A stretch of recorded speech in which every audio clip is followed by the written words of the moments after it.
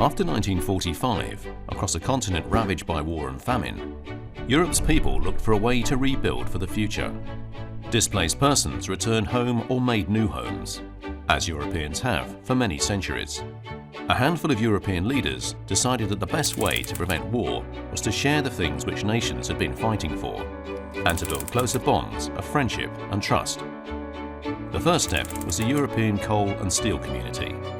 A few years later, the signature of the Treaty of Rome led to the creation of the European Economic Community and laid the foundations for today's European Union. The Treaty of Rome paved the way for a number of common policies. A common market was created, with the removal of borders and barriers for goods, people, capital and services.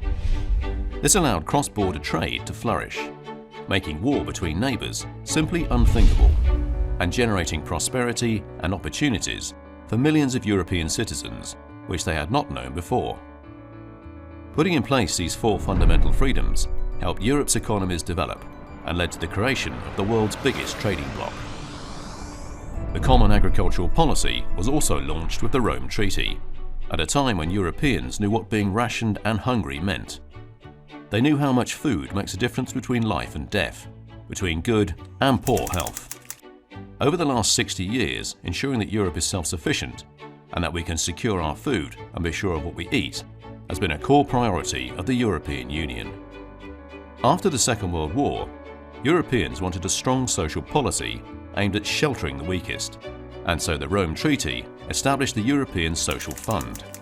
Today, over 1/3 of the EU budget is spent on economic and social cohesion. The European Union was founded on coal and steel. Today, the European Energy Union will ensure that Europe has secure, affordable and climate-friendly energy. Wiser use of our resources and greater energy efficiency are key to fighting climate change and also to generating new jobs, growth and investment in Europe. Over time, new challenges emerged in Europe, with technological progress, globalization and several enlargements of the EU. This called for an extension of the fundamental freedoms into new domains.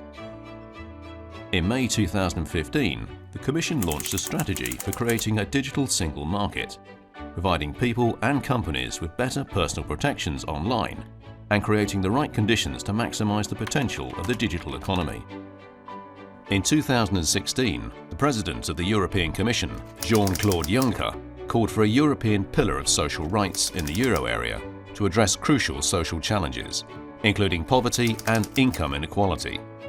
The Commission also created a European Solidarity Corps in 2016 to provide new opportunities for young people in Europe.